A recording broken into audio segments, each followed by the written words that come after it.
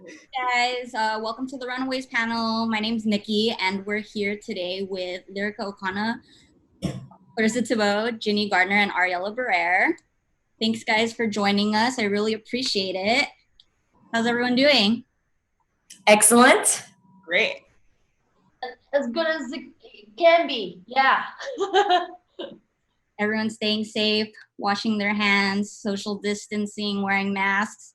Yeah. Oh yeah, all of the above. All that. Better safe than sorry. Mm-hmm. All right, so I think the first thing that everyone wants to know is how do we get the Runaways back on the air? Because for us.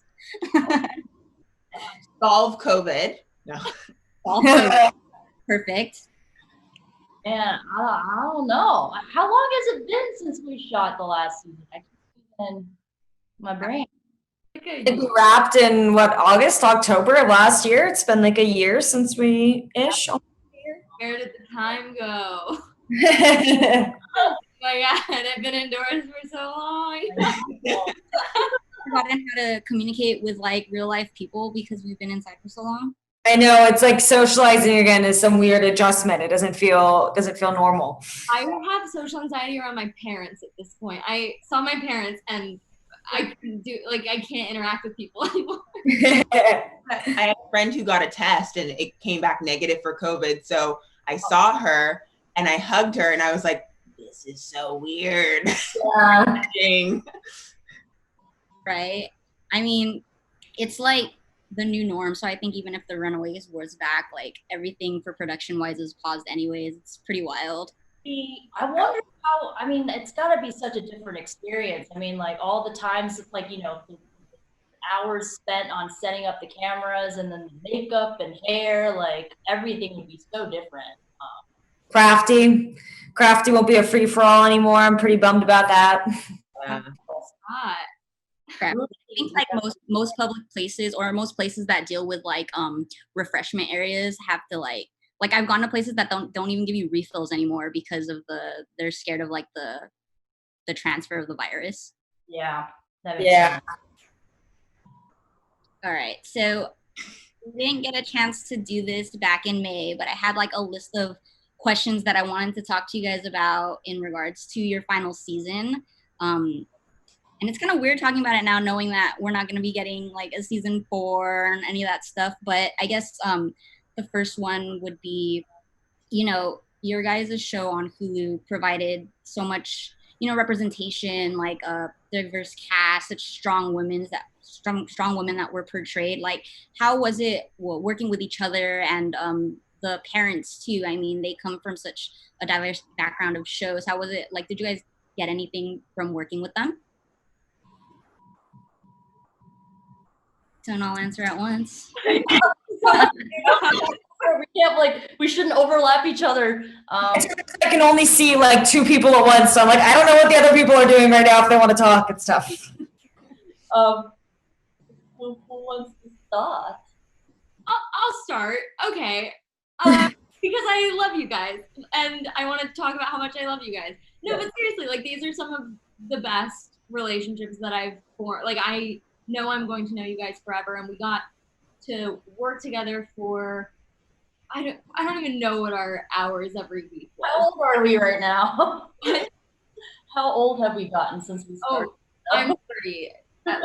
But no, but working with like such a strong and connected group of women, and just like it was nice to have that network and safety net. I mean, it was rarely ever really needed, but like to know we all had each other's backs, like to have that level of solidarity is a safety net that I get to bring onto sets now, just knowing like the women around you are always going to be there for each other and we can all kind of protect and defend each other when needed. I mean, it wasn't, but it's just so nice to have that like we were all kind of just we were figuring it out as we went together. Like, I mean, for me, this was definitely my first show and playing regular on a series and just having, you know, you guys to go to and ask for advice and just, you know, new life experiences happening all at once. It was nice to share with you guys. Clarissa, Giny? I mean, I would echo everything that Ariela and Lyrica just said. I mean, I think we were all really grateful for those 3 years, and we got lifelong friendships out of it. And kind of in response to your question about Runaways, being back on the air, I think we all felt that the show, at least I guess I can't speak for everyone, but I definitely felt that the series wrapped up with a really wonderful ending that tied everything together so beautifully. And I think all of us would hate to see the show move forward and not be able to end as beautifully as it did end. And, we were grateful to work with a female showrunner who was an absolute badass. And I think we're also grateful to have been able to learn from her and have a leader on set that was a female. So it was just a really special experience. Yeah, coming on a little bit later, I could just feel all of that as soon as I walked on set. Like everybody had, I don't know, it felt like a family right away. And so many, well, all of you guys, you're all fucking amazing. And like Giny said, having Stephanie be one of the showrunners was really an amazing experience. As well as all the parents on the show too, like Brittany and Bridget and Annie, like all of them at one point or another, being able to sit next to them and talk about their experiences in the industry and their experiences on the show was, it's something you don't get every day. You don't necessarily get to sit next to these mavericks of television every day and just be like, so, colleague to colleague, how's it going? It was, yeah, beautiful. Of course. I don't think that, as a fan of the show and the comic book myself, I don't think that any of us could have asked for a better portray these characters, for sure. I think that you ladies did a great job. I think the parents were great. And, like you mentioned, like Annie and Britt and Bridget and Everett, like they all came from like such big shows, and, you were able to join you. Was there any pieces of advice you were able to get from them? I remember Brittany told me she was going to be playing Zavin at some point. So I went over to her house, and she's in a beautiful house.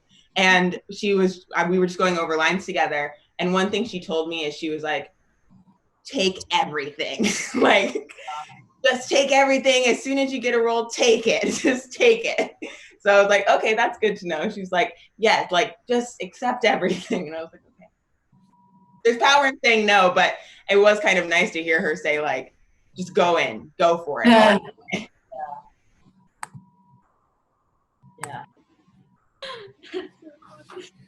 Oh, you're just laughing.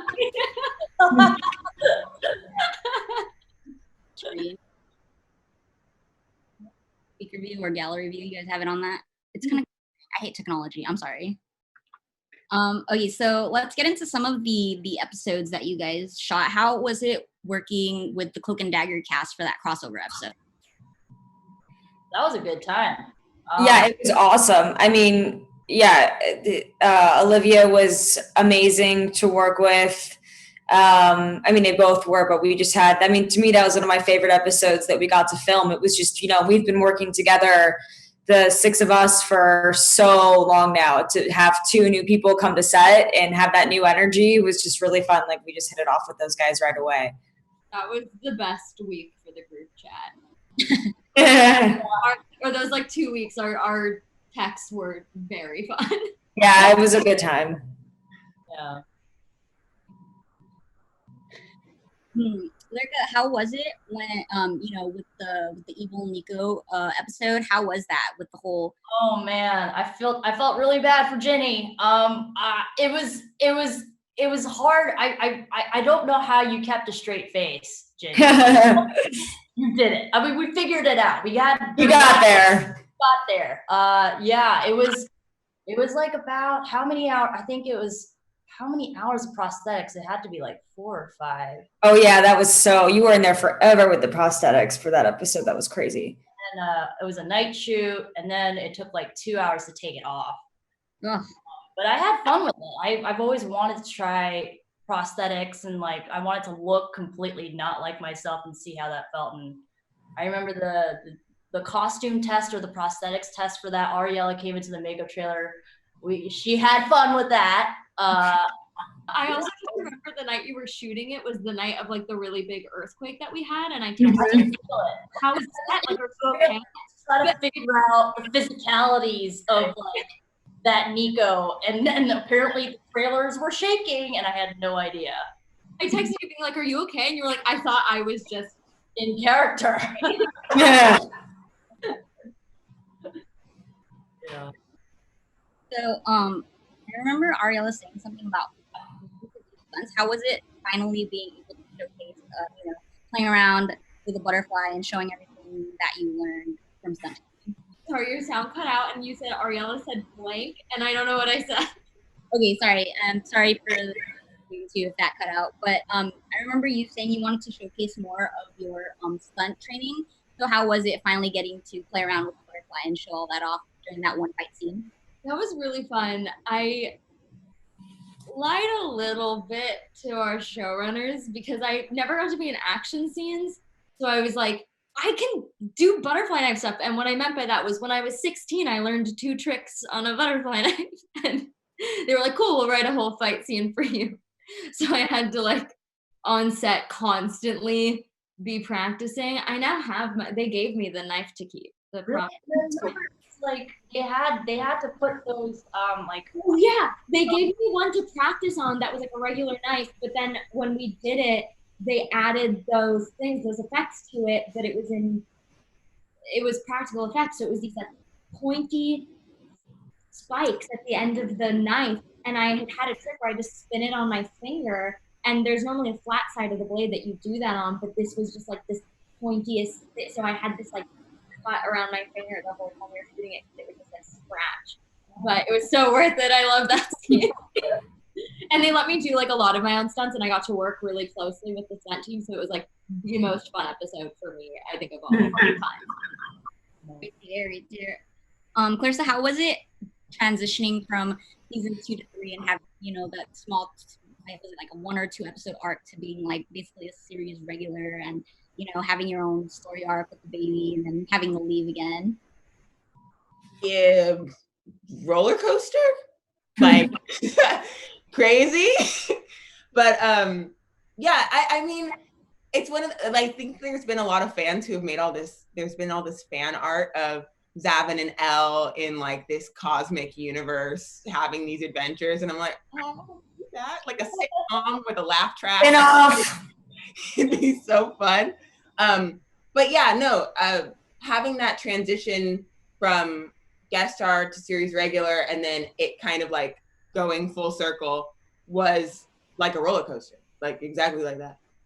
But it was amazing. It was so much fun. And I'm so glad that like, I feel like the way Zavin was written, like at the end of episode 4, I really loved the arc we saw with the character and like the emotional change. I thought it was really fun to do as an artist. Yeah, I think that, you mentioned how Britt had to play, a small portion of as a Zavin character. And I think, Lyrica, you did too. Like, I think I don't know. Season 2. Yeah. Yeah, so, yeah, I think that's pretty cool. Did you guys how was it trying to mirror that character's mannerisms but as you, like, copying them? I know Britt did like a great job. That was probably yeah, she really set the bar high on that one. I tried the best I could. I don't know if Clarissa, I think I had only seen Clarissa play Zavin a little bit when I had to prepare for that scene. So I just had a little bit to look at and see what her posturing was and see who Zavin was physically. And Nico's a lot shorter than Zavin, so like playing with the eye line was interesting as she like grew and shrunk. But yeah, I had a good time with it. It was fun playing with someone else. I think by the end of the show, literally everybody played Zavin at least for like a second. Yeah.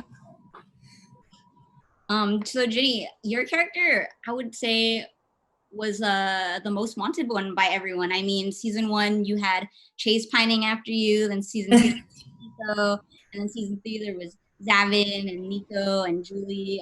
Yeah. So what was your favorite love interest? I mean, obviously, I have to say Nico. I've said this in interviews before, but Lyrica and I, since the very beginning of the show, having read the comic books, were like, oh my God, we need to see this relationship realized, and we need them to kiss and have their moment and everything. So we, we fought for that since the very beginning of the show, for that relationship to be able to be realized. And I also was so excited when Zavin came on and when Julie came on, because you did get to see these great characters from the comic books. But for me, and I think Lyrica as well, like Nico and Carolina were always end game for us. That was always the goal, for them to end up together. Interesting take. Yeah, I mean, it was just it's a funny dynamic. It's a funny dynamic with you are. I mean, you had so many people chasing after you, and like you said, with you and Nico being endgame, I think that's really giving the fans what they wanted. Is there anything that you wish you could have changed with any of those, or how? Was there anything you wanted to change in terms of how you guys went about getting that endgame? I don't think so. I mean, I think the whole arc of their relationship throughout the series was fun, down to even when Chase and Carolina, like, Chase had a thing for Carolina and they kissed, and she was like, whoa, this is not what I'm into at all. So I think that was kind of a nice moment to have that as well, and kind of toy with the audience members who didn't know what was coming. With Nico and Carolina, and the way that it ended, I think it was kind of great that we teased Julie. And from what I've gathered, talking to some fans, they were so disappointed that it was Julie and Carolina. And then we're really happy to see that got dissolved, and Nico and Carolina got to be together, which in my mind, at least, that's how they stay forever. I like to think that they're together forever. So I think it was a nice ending. I think so too. I think we're gonna have a little bit of a tech switch off really quick. We're gonna switch the ASL into Runaways if you guys don't mind waiting for a minute or two.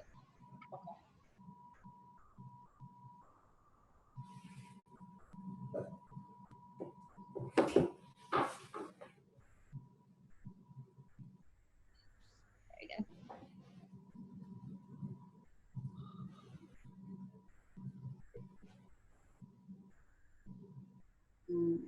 Just waiting for the okay to go.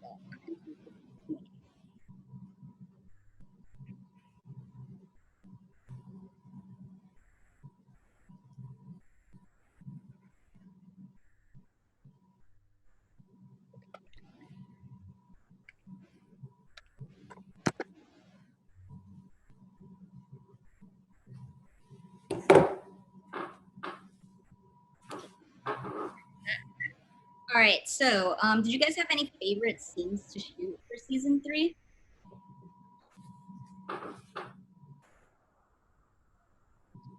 Weird answer, but Chase's death was really fun. Oh yeah, that was crazy. It was just like a fun day on set. Like the scene wasn't like, yeah, but like Yeah. With the salt and there's so much was happening. Yeah, I forgot about it. Yeah.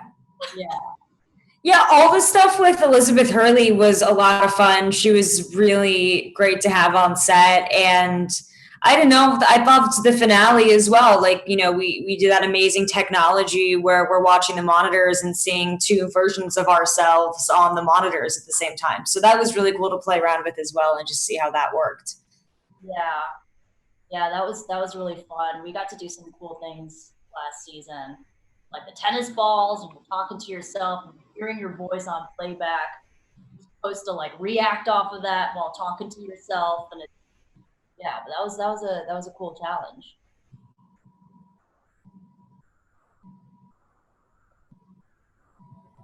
Oh yeah.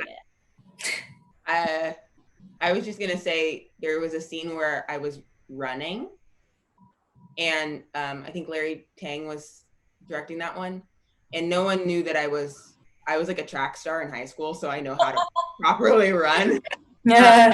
So that was kind of a fun moment on set where they're like, okay, you're gonna sprint like 95%, and I was like, okay, like got in my blocks, like ready to go, and then took off, and the entire crew was like, whoa, are you a runner? Yeah. That was fun. I was like, hey, James yeah. was really upset about that. Yeah, that was fun. All right, do you guys have any scenes that were shot that didn't make it into season 3 that you wished did? Oh.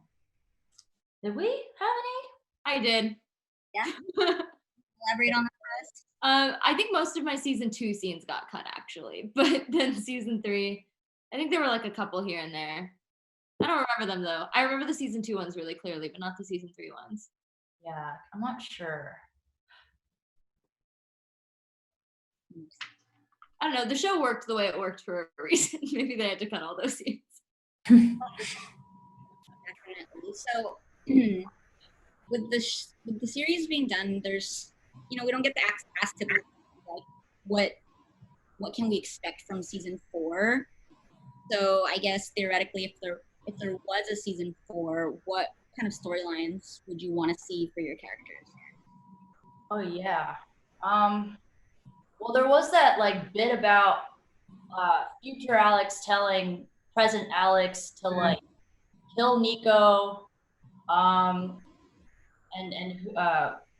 Victor Mancha. Like there was a hint about Victor Mancha maybe appearing in the future.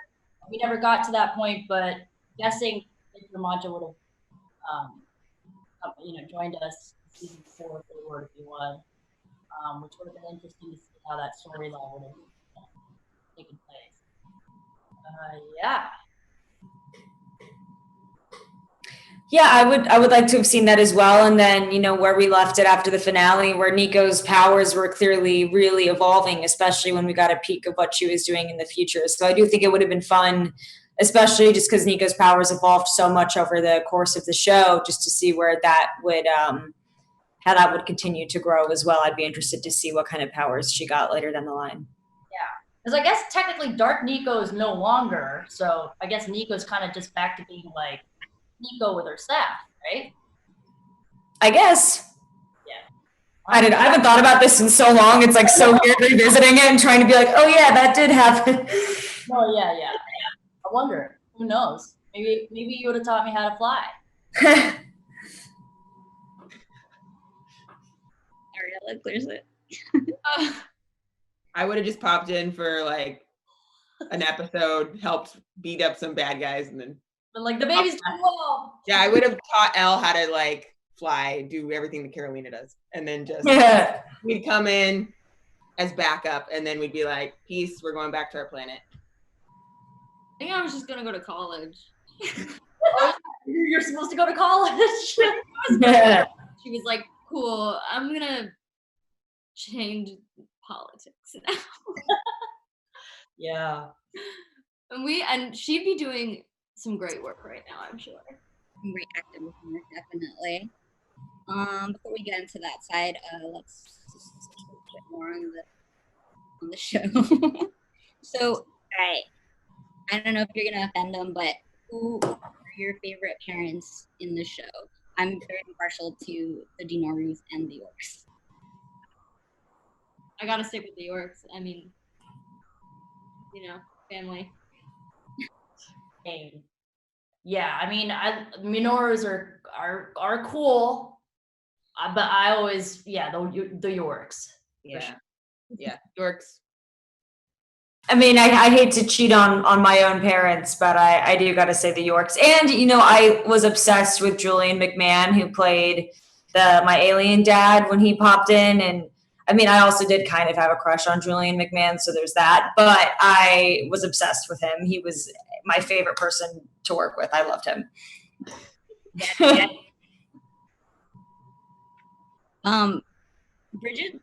Bridget was probably like the best character for me in season 3. She had like 3 or 4 different personalities that season. It was great to see. It was so fun to watch them, especially like the behind the scenes. Like there's like the part where you could see them on the news. You could see them playing the alien versions of them behind the camera. It was just watching that was also a lot of fun. So we never really get to invite Greg, Renzi, or Allegra to our events. How is it like working with them? I miss them. I mean, it was Allegra, the light of my life, Greg, stand-up guy, Renzi. I miss him to death. Like, I wish we could see one of these.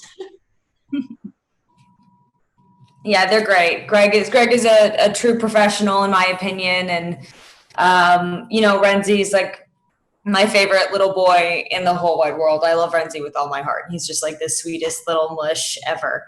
And Allegra is absolutely amazing and wise beyond her years. And I'm sure she would have some incredible things to say on these panels. So it's a shame that she's not here, but she's very special. No, I miss Allegra. Also, she's been like killing it in the music game lately. Like she's about to be popping off, and I'm so glad I can say I knew her when. Yeah. Same. And how did you guys like working with Josh and Steph? Side note, I think they missed out on a really big opportunity to use Ariela's songs in the show. Oh. I wrote a song for the show, season 1. One, yeah, I have that actually on a vinyl somewhere. Yeah, they're the ones that approached me for that. They're the best. I mean, I still keep in touch with them. They're just like amazing people, and I'm so glad I know them for so many reasons as just like professionals that I admire, and not just people that I think are really cool and fun to talk to.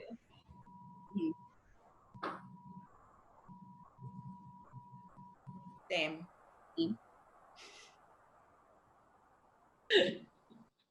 No, they're like real. They're Grade A people. Top notch for sure in every way. All right, so let's talk about ships. I think that a lot of people were interested in the Dinoru ship simply because there's not too much representation for queer women love women relationships on screen, much less having it be with a person of color as well. How did you guys feel any pressure having to kind of portray that and having that kind of representation on your shoulders? Yeah. I mean, we wanted to portray them, you know, as honestly and respectfully as possible. And yeah, we just, you know, their love is beautiful. We wanted to showcase it in the best way. Yeah. I mean, when I look back on the show, that was, in my opinion, one of the most important things that I've ever been able to be a part of in my career. And I think it's really special when you're able to be a part of a project that, you know, when I speak to fans, that allowed them to come out or allowed them, you know, to finally be comfortable in their sexuality or whatever that this relationship meant to them. I think it's really amazing that we were able to provide representation where there really isn't enough of in film and television, especially for younger people. So I didn't think of it as pressure. I thought of it as a really incredible challenge and something that could hopefully change a lot of lives. And from the feedback that I've heard, I think that it did. And I will forever be super grateful to have been able to be a part of that. Yeah, definitely. I feel like the Gert Chase ship doesn't get enough love. I mean, that could just be me because I don't follow the right people, but I think that was a really important relationship as well to be portrayed, because in most heterosexual relationships on screen, you don't really see where the male figure is like empathetic towards the female figure and really, you know, does what he can to like the anxiety aspect that Gert's character has. You don't really see that portrayed, much less somebody willing to learn more about it and you know, kind of make sure that their partner is okay. How was it portraying that part for your show? I mean, it was great. I have no complaints. I just had the thought that, did we do the himbo thing first? Like, did we get to do the himbo before it was a trend? No, probably not. I'm sure it was a trend before. I also don't think we fully did the himbo thing, but I think that's what.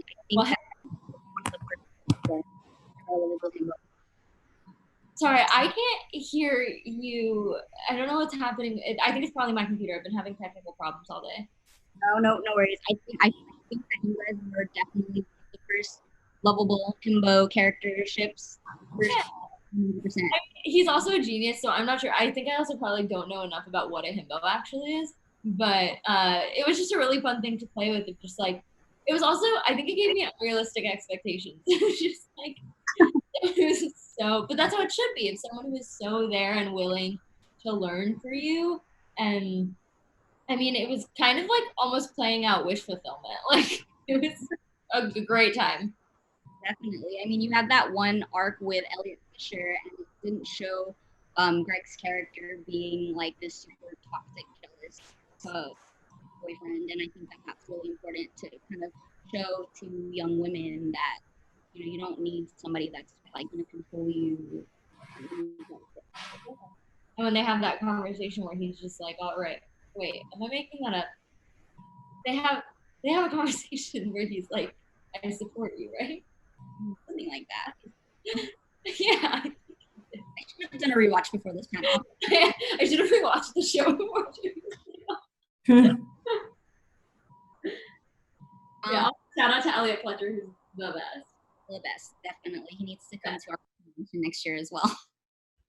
Okay. Clarissa, your ships are kind of weird. So first it was with Carolina, now it's with the baby, not like romantically. Yeah. Wait, So- I didn't hear the question. I'm having the same thing. I can't hear everything. It might be my internet then. I'm so sorry. But your ship is not a romantic ship with Elle, but now you're like I guess a guardian or a mother figure to this alien child in the cosmic universe. Yeah, I mean, it's kind of funny because that would happen to me. Like I don't know. I can totally understand almost more than like it personally. I can understand relation or like parent-child relationships a little bit more deeply than like relationships with like one adult to another adult. So when I read that in the script and when we filmed it, it made so much sense. So much sense. I feel like that is such a strong bond between like a parent and a child, whether that child is biological or not. And I think it's something beautiful that people can, from any, background, can experience and should be able to experience if they want to. So yeah, I really liked that ship. I love babies. I love children. I was like a nanny forever too. So like it just when we had the live baby, the real baby, because there was a real baby on set, or two, there were twins. They were so sweet and so sweet to hold, and like my smile was very genuine. I was not acting. I was very happy to hold the baby.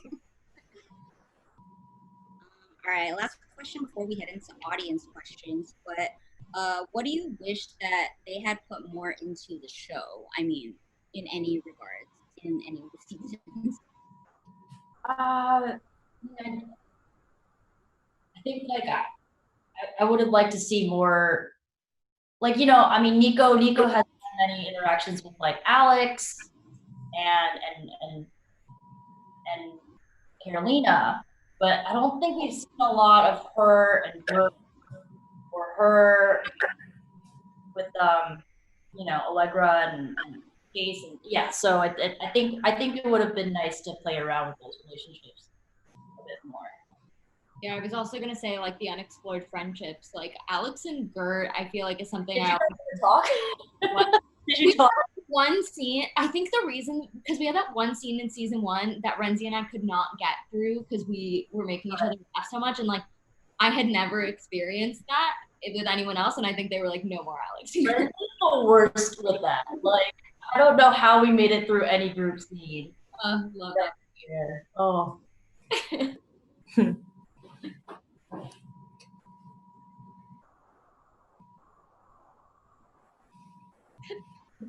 So weird.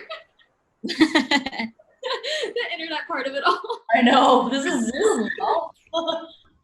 Guys, we have to get used to talking to each other like this.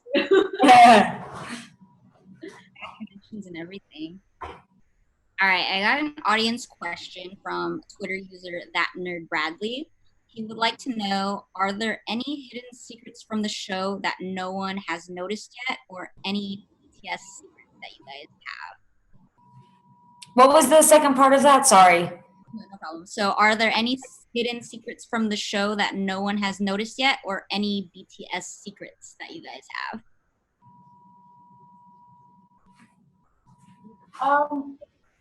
I'm not sure if this is fact, but I probably shouldn't be talking about something I don't know, but like I think there's one scene where Renzi's character Alex, I think this is like Alien Alex, but he's like on evil mode and he's like making a phone call outside of like the donut shop, right? There's a donut shop, and I think Yeah, I remember that. I think that like donut shop is very significant to like the Marvel universe because it's appeared in other movies. I think so. I feel like I've seen this. Maybe Brandy's Donuts is also just famous on its own, too. So What I'm talking about, but yeah, Oh. I thought that was a thing.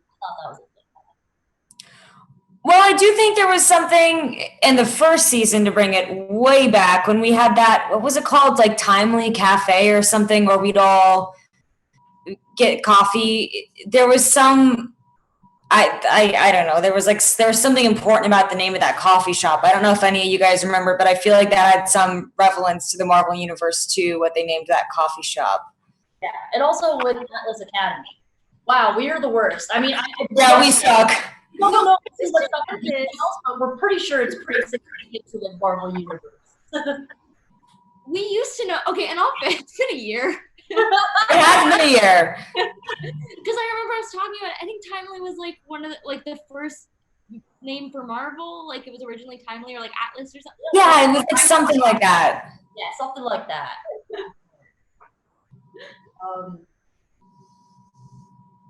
No, I have to keep going.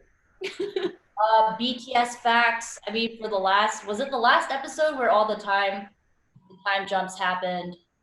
The last episode, right? So yeah, for the last episode, like shooting that, it was pretty chaotic because we'd have like our body doubles dressed as us, but the older versions of us when we went back in time, and then we would be like playing ourselves too. Like it was that I don't know on BTS fact, but it was like there were different versions of us that we could see physically from far away.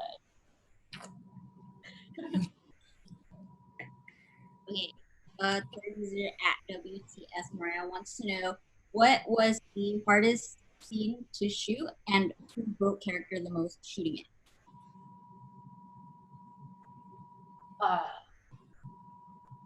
The Dark Nico was hard for me. It was challenging. Or there was one scene that we did where we all took pictures of the floor because there were like Yeah. It was a big group scene. It was the one in like episode 2. Wait, what? Wasn't it the one where Zavin was trying to like come up in my business? And, Yeah, like, Oh, that was the scene. And then Chase and Alex had to walk to Alexville and do that switch. So there were like 30 more, and we had to shoot it in like 60 different pieces. Like that one scene took the whole day. And I think, and then like Renzi and Greg would laugh every time they do the switch at Alexville. And like, we did not get through that scene for a whole day. I think I have like 4 pictures of the floor because I was like, it just looks like we're doing a high school dance. Yeah. Kind of choreographed dance. Yeah. Like to anyone who didn't know what each color represented and also like in what order we were supposed to, it looked like someone had just done some really weird, obscure tape version of a Jackson Pollock. Like it, because like every place that we'd place our foot was like really important because of the camera movements have to be so exact with a group scene like that. So yeah, it was like kind of fun because it was so insane to wrap our heads around. It was kind of cool to watch it back and be like, we did that. Oh, it looks so seamless. Yeah, those group scenes were always just like an absolute, they were fun. It was fun to have everybody together on set, but it was like even a 3-page group scene with all 6 of us is like 8 hours of shooting. Like it was just, it was crazy. It was crazy, those group scenes. Yeah, and if you add in a dinosaur too, then it got really confusing because you'd be like, where's the dinosaur? Yeah. Like where? A dinosaur attendant. Well, no, so it was a puppet, but by the end of the show, I think it just like got too chaotic and they stopped bringing in the puppet. So we just like didn't have the old lace puppet for the second half of the season. like when Olivia and Aubrey came, Cloak and Dagger, and Cloak meets Old Lace. Old Lace was not there that day, and Aubrey was like, "Wait, I don't get to meet the dinosaur." And we were like, "Nope." I think part of the issue with Old Lace too was she was like a mechanical robot dinosaur, so she'd make a lot of noise in any scene. I mean, Ariela dealt with this more than anybody, but any scene you had with Old Lace, you had to go in ADR, so dub all of your lines over because Old Lace was so loud and mechanical you couldn't hear any of your audio. So it was challenging working with the robotics of it all. Yeah, I had to redo most of my life. Monologues. After episode 9, she came back for her beautiful dramatic performance. In the end, that was her. She killed it. Killed it. So we have 1 more minute left, and I just wanted to kind of reiterate to your fans that you guys still have your meet and greet sessions on sale. If anyone wanted to go and join you and pop in for a quick 5-minute conversation with you guys privately, you know, as well as your autographs on sale. If anyone wanted to go and buy that, it's on our Ticker website. And I just want to say thank you guys so much for joining CloudCon and being here to have a conversation with us. It's been really great, especially since we couldn't do this in person in May. Awesome. No, thank you so much for having us. Thank you so much. Thank you. Hopefully we'll be there next year. Yeah. It's a really nice little reunion, even with the internet lag. Yeah, it's been fun. Hopefully we can do this again sometime next year in person.